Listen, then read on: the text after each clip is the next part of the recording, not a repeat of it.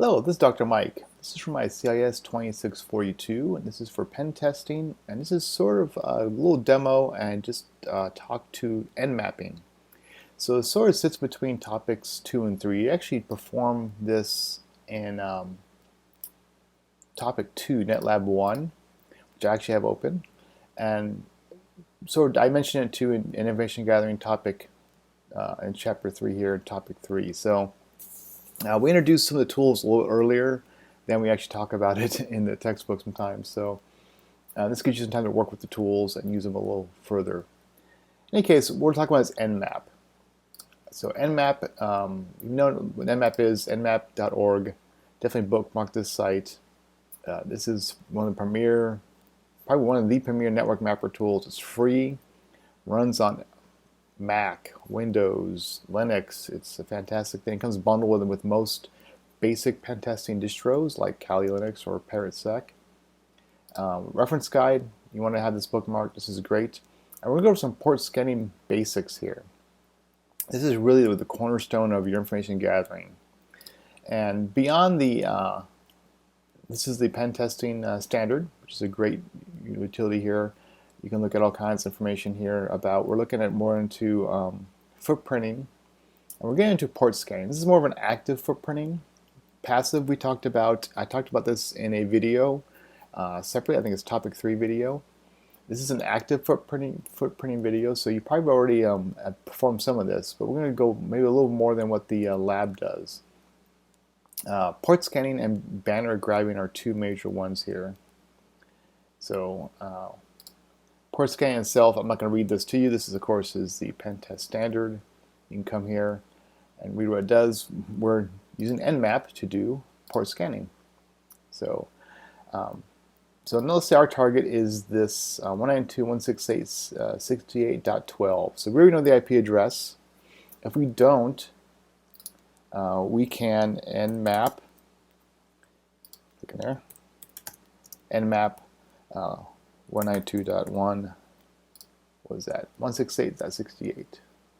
1.68.68.0/ and you put the CIDR. So, for example, 24. If you want to do a larger range scan, and you can also do a lightweight ping scan. We can just sort of ping, see if there's anything there. Again, we'll look at the documentation for that. There is information for ping scanning and some other stuff here, but I'm not getting into all the aspects of nmap. That will be a huge video, and I want to get you introduced into it. But for now, though, if you're not sure how big your target is, you can, at least using the smallest footprint possible, do a quick scan against that CIDR. And this is going back to your basics here of networking, right? So, but since we know our target IP address, and this, again, maybe we did this through other methods, maybe through some passive nmap, passive scanning, or some passive work, we are able to figure out that it is .68.12. So this allows us to go ahead and focus on that target. And that is the basic nmap scan. Now, it might actually take a little longer. What you're seeing here is a lab environment. And I actually already ran it once to test it out. And so you might get back really quick results. In real-world applications, it might take some time. A couple notes here. If you nmap scan and you get back nothing, however, you're like, wait a minute, my target they have HTTPS up, right?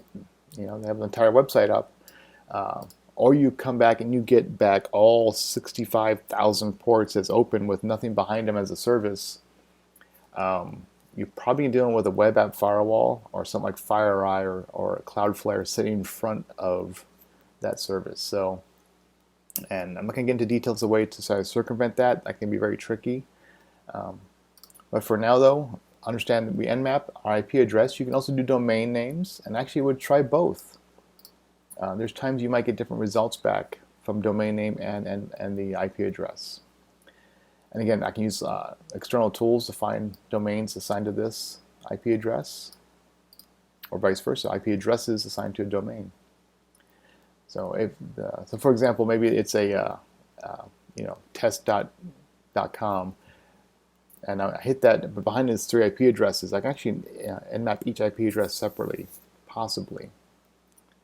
So some of those little things out of the way. Our basic nmap scan gives us back some results. First off, we get what is being exposed by the target, and we get the port and the type, in this case the port number and the TCP, the state, open, closed, and filtered are probably the 3 you're going to see. Open being it's open, that port's open, and there is actually something listening behind it. In this case, it is the SSH service. And so, for example, no surprise, port 80 is HTTP, HTTPS port 443, and so on.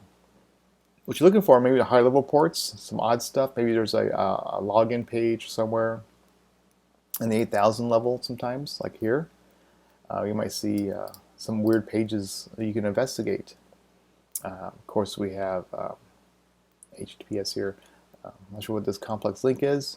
And being that, a complex dash link, you might find yourself Googling information, and that's perfectly fine. In fact, this is a great thing. You can copy and paste this simple text output to your notes, and you can come back later and you can investigate each one of these and just type in your notes, hey, complex link is this, here's a URL to this company that runs this site, or this service, or this app, and so on. Now again, going back to our basics here, filtered, open, close filter are the ones you probably will see. There could be open filtered, and so on. Realizing that what you're looking at is anything with filtered, it means there's a firewall in play there. And it might hamper your ability to actually interact with that process. So moving to the next level here, this is sort of a way, we have different ways to scan. Sync scans, TCP scans, and so on. We're looking for port scan techniques. We want to get a service version. So I want to get the version of the services behind this. So it's probably in here somewhere. You find yourself looking through, here you go, port scan order, port ranges. This is a good one. You can actually, if you want to go back and only do certain ports, that's a great way to limit your scan time. But for now though, I'm going to, the up arrow here, I'm going to add in a -S uppercase V. I'll run that. So there you go. So that should take a second to run. Now, of course, I'm being a lot more noisier now. I'm hitting the actual target. So I've moved from totally passive into an active scanning domain here. Unless you use something like a VPN or something like that to get around. We have here is, here we go, information here. So we have Apache version 2.4.14 on Ubuntu mod. So chances are this is a, there's an OS version scan you can do. Which I believe you do that in the lab, so I won't do that here. No surprise, OS versions are going to help you get an idea what kind of operating system is running the services. Service version scan is going to give me this, OpenSSH version 5.3.1, so Apache 2.4.1. This is good stuff right here. This is kind of stuff you pick up, and you go to like a different. First off, you just Google it. Google HTTP, Apache 2.4.14 vulnerabilities, and look for CVEs. That's the biggest thing right there. And those CVEs you might find. So we'll just do a quick Google search, and that was what 2.2.14, 2.2.14 vulnerabilities. Look at that. And we have apache.org here. CV details. Voila. So you see how we come full circle now. And you bookmark this page. And right off the bat, I'm going to look for, I'm probably going to go ahead and look for the high score stuff here. So now again, not everything is going to be available here. You can see there's a lot of dependencies. This gets more into vulnerability scanning and vulnerability details. But you can see how from this simple scan now, I've actually started unlocking possibilities for myself as the attacker. So banner grabbing, there's actually tools to do this also. Banner grabbing is looking for a banner. A banner is something that you get when you use a command line based, or even HTTP sometimes looks like, returns back something that identifies information about the operating system and the version that's being run. So our other information, so for example, FTPs are required to have some sort of banner in place. Maybe it's a secure FTP. Comes back and says, welcome to, server blah blah blah for this company name FTP, and it might say the version number inside there. So there's ways to do banner grabbing in some tools, and we'll move that into more active later into more active scanning. But for now, though, we're going to leave this here, this nmap here, as our first look at nmap, and one of our first tools we're going to use to help us get information about our target.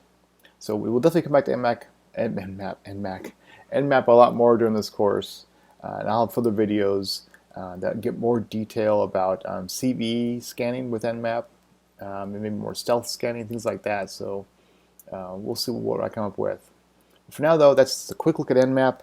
And again, the lab itself will have you walk through with also AMAP and a couple other tools also. In this case, this is a basic reconnaissance here, so I'll allow you to go and explore that in the lab environment itself. So that is it for this quick look at nmap. Thank you.